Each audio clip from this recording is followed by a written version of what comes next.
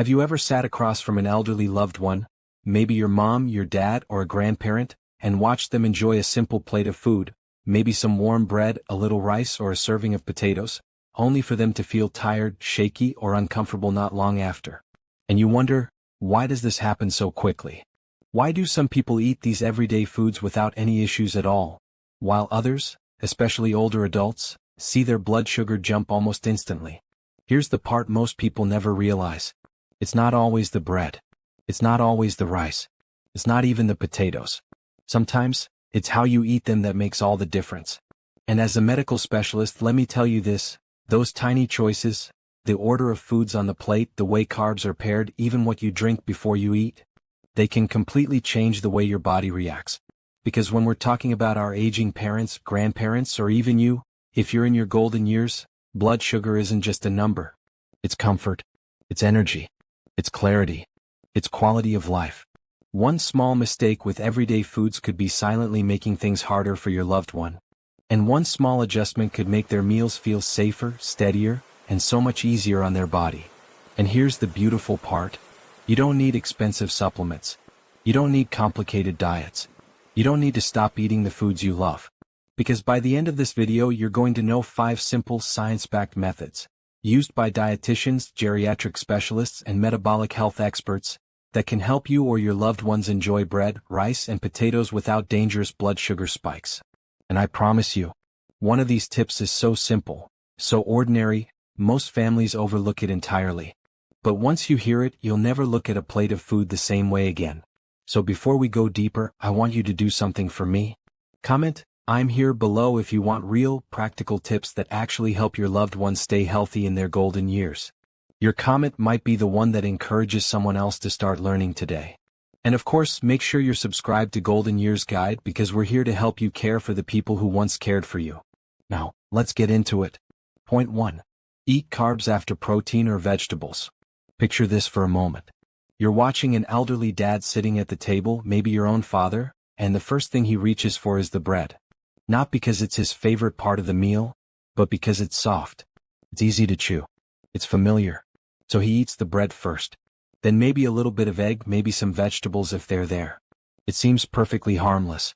But within minutes he starts to feel tired, or his mood changes, or he says, "I don't feel too good," and he doesn't even know why. What he doesn't realize, and what many families don't realize, is that eating carbs first is like opening a door and letting sugar rush straight into the bloodstream at full speed. Bread, rice, potatoes, these foods digest fast when eaten alone. They push glucose into the body quickly, and for older adults, whose insulin response is already slower, that quick jump can be overwhelming. But here's the interesting part.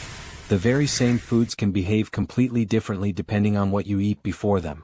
When you start a meal with vegetables or even a small portion of protein, something like eggs, beans, chicken, fish, your body responds in a calmer, slower, more controlled way. Fiber, protein, and healthy fats create a gentle buffer in the stomach. They slow digestion. They steady the release of glucose. They protect your loved one from that sudden spike. One of the biggest mistakes families make is serving bread or rice first, simply because it's the easiest thing to grab or the first thing placed on the table. Or sometimes seniors snack on bread alone, thinking, "It's just bread, it's not harmful." But doing that turns a simple carbohydrate into a fast sugar hit. Here's the good news, you can fix this instantly. No special diet, no complicated meal plans. Just reverse the order of eating. Vegetables first. Protein second. Carbs last. Even if your loved one insists on having bread, because let's be honest, some habits don't change easily, you don't have to take it away. Just move it to the end of the meal. That one shift alone can lower the blood sugar spike dramatically. And if this tip surprised you, or if you've never heard it explained this way, hit the like button so we know this is helping you keep your loved ones healthier. But eating order is just the beginning. Because there's another trick. Something simple, something most people already drink, that can gently lower blood sugar spikes before the first bite of food ever reaches the mouth. Let's talk about that. Point 2. Add vinegar or lemon water before meals. Now imagine your grandmother sitting down to lunch. Before her food even arrives, she takes a small sip of warm lemon water. Just a simple habit she's done for years. No one thinks much of it. But research tells us something powerful. That tiny drink can reduce the blood sugar spike from the meal that follows. It sounds almost too simple to be true, but there's real science behind it. Vinegar, and lemon to a softer degree, contains something called acetic acid. When it enters the stomach before a meal, it naturally slows down how quickly carbohydrates are broken down. And not only that, acetic acid also helps the body use insulin more effectively. And that's extremely helpful for older adults, whose insulin response may not be as strong as it once was. But here's where so many families get it wrong. They assume vinegar is only for salad. Something you drizzle on lettuce and nothing more.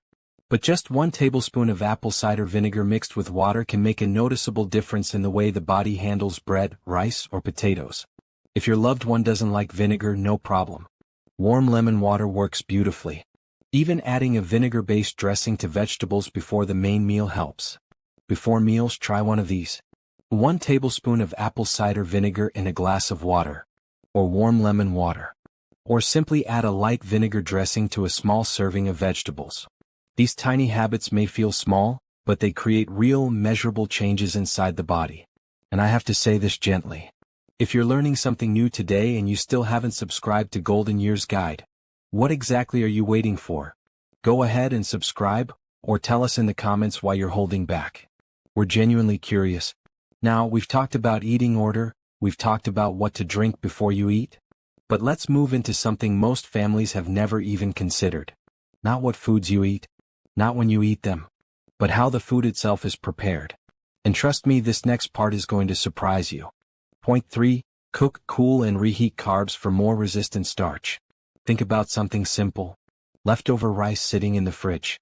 You know how when you reheat it the next day it feels firmer, a little stickier, not quite the same softness it had when it was fresh? Most people look at that and think, this isn't as good as before. But here's the unbelievable part. That leftover rice, yes, the one you almost threw away, has actually transformed into something healthier for blood sugar. The science behind this is surprisingly beautiful. When carbs like rice, potatoes, and pasta cool down, they form something called resistant starch. And resistant starch behaves very differently inside the body. Instead of breaking down quickly and surging into the bloodstream like regular starch, resistant starch digests slowly, gently, steadily. So there's no sudden glucose wave crashing into an older adult system. Even better? When you reheat those cooled carbs, you keep the resistant starch benefits. It doesn't disappear. It doesn't turn back into fast sugar. It stays steady and supportive. But here's where many families slip up without realizing it.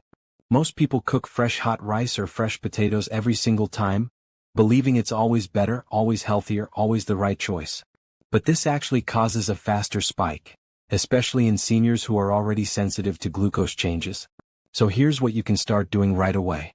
Cook carbs in batches. Let them cool in the fridge for a few hours, or better yet, overnight. Then reheat them when you're ready to serve. Or use the cooled version in something like potato salad or reheated rice bowls.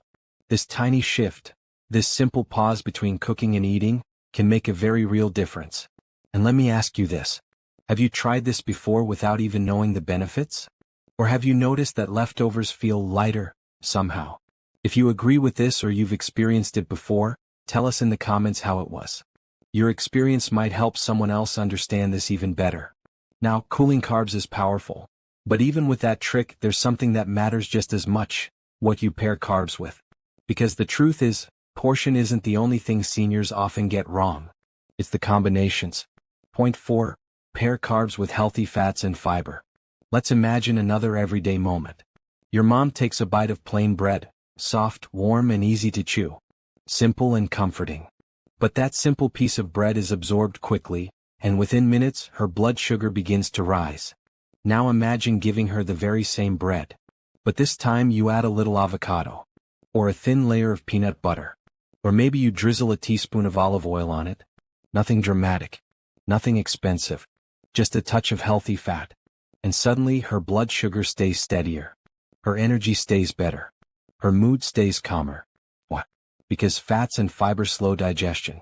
They act like gentle anchors. They keep the carbs from rushing too fast into the bloodstream. This is why adding vegetables, nuts, seeds, avocado, olive oil, or beans makes such a difference. They don't block the carbs. They simply slow them down so the body can handle them more safely. The problem is families often believe that low fat is healthier, especially for older adults. But for seniors, a little fat isn't the enemy. It's protection. It keeps their glucose from jumping up and falling down like a roller coaster. So here are some simple combinations you can use immediately. Add avocado to bread. Or add olive oil to rice. Add beans or lentils to potatoes. Or add nuts or seeds as a small side. Or add leafy greens anywhere you can. These combinations aren't about dieting, they're about stability. They're about giving the body a smoother ride. And if one of these combinations sounds like something you're willing to try, comment, "I'll try this" below. It's a small step that could make meals much safer and more comfortable for someone you love. Now we've talked about food order. We've talked about pre-meal drinks. We've talked about cooling carbs. We've talked about pairing them wisely. But there's one final change left. And this one doesn't involve cooking. It doesn't involve ingredients. It doesn't involve supplements. In fact, it requires absolutely nothing. No money, no tools, no preparation. Yet it might be the most powerful tip of all. Point 5. Move 10 minutes after eating. Picture this. Your 70-year-old father finishes his dinner, places his plate in the sink, and settles into his favorite chair. Remote in hand, lights dimmed, ready for his routine evening TV time. Now imagine a different scene. Instead of sitting immediately, he slowly gets up, takes a gentle step forward, then another, and walks around the compound or hallway for just 10 minutes. Nothing intense. No workout clothes. No sweating. Just movement. And yet, that tiny shift could be the difference between stable blood sugar and a dangerous spike he never feels coming. Scientific explanation. When seniors move after meals, the muscles absorb glucose from the bloodstream. You're basically giving the body a natural built-in insulin boost. And here's the beauty of it. Even the smallest movement, steps, stretches, slow pacing, activates the muscles enough to lower blood sugar. This isn't exercise for fitness. This is movement for survival. Common mistake. Most elderly people sit immediately after eating. Not because they're lazy, but because it's a habit, or they feel tired, or they think resting helps digestion. But that quiet sitting period? That's when blood sugar rises the fastest, and stays high longer, and does the most silent damage over time. Here's what works beautifully for seniors, especially those with limited mobility. A slow 10-minute walk after each meal. Light chair exercises, lifting legs or rotating ankles. Gentle stretching to activate large muscle groups. Simple marching in place, even holding onto a wall or table for balance. The goal is not speed. The goal is movement. If you've watched this far and still haven't subscribed to Golden Years Guide, what exactly are you waiting for? Don't just watch, join the family. Hit that subscribe button now, or drop your reason in the comments below. We promise, we won't be offended. Now that we've covered the practical, science-backed steps your elderly loved one can start today, let's take a moment to talk about the emotional side of all this, because food, aging, and health aren't just physical. They're deeply emotional, and often nobody acknowledges that part. Watching an elderly loved one battle unpredictable blood sugar swings is not just stressful, it's heartbreaking. You see the confusion on their face when they feel weak. You notice the shakiness in their hands. You watch them lose energy in the middle of conversations. And deep down you're scared. Scared that their body is changing faster than you can understand. Scared that one mistake at mealtime could trigger an episode. Scared that you're not doing enough. But I want you to breathe for a moment, because this fear is normal. It means you care. But here's the truth. The fact that you're watching this right now already puts you far ahead of most families. You're not ignoring the signs. You're not pretending everything is fine. You're learning, preparing, and taking steps to protect someone you love. And that alone is powerful. You're showing up in ways many people never do, by seeking the knowledge that can truly make a difference. So instead of feeling overwhelmed, choose one small change and start there. Maybe tomorrow you help them eat their carbs last. Maybe at lunch you add a few drops of lemon to their water. Maybe this evening you take a slow 10-minute walk together. These tiny shifts, done with love, can bring real comfort, calmness, and stability to their daily life. Food doesn't have to feel like a threat. Meals don't have to be moments of anxiety. With the right awareness, the right habits, and the right care, even the simplest bowl of rice or slice of bread can help your elderly loved one feel stronger, steadier, and deeply supported. Hope isn't found in big changes, it's in consistent, loving, everyday actions. To recap today's life-changing habits.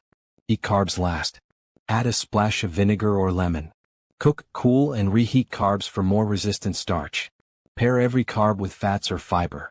Move for just 10 minutes after meals. These small, practical changes can completely shift how an elderly body handles bread, rice, potatoes, and other starches. Which one of these habits will you try first? Or have you already noticed improvements using any of these tips? Share your experience in the comments. I'd truly love to hear how it's helping your family. If you want more practical, heart-centered tips for aging well, tap that subscribe button. Your support helps us keep creating meaningful content for families who want their loved ones to age with comfort, dignity, and strength. Thank you for watching Golden Years Guide. Stay healthy, stay informed, and keep caring with intention. I'll see you in the next video.